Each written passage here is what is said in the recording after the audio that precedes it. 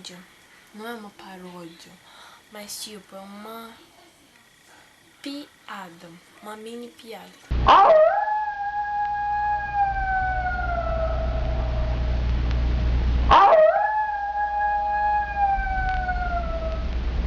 Cara, ele é muito chato.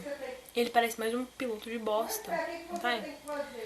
E sei, eu vou falar o que eu sinto. Não tem nem como, não tem nem noção.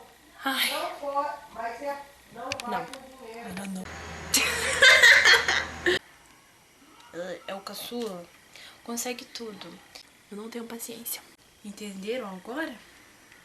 Um piloto de bosta. Não sei se eu sumi, se eu quebrei. Não sei onde ele tá. Ele deve estar passando frio, fome.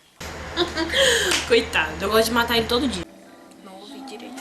Um piloto de bosta. Talvez seja pelas caras que eles fazem. Ai, meu pai. Curtiu? Curtiu?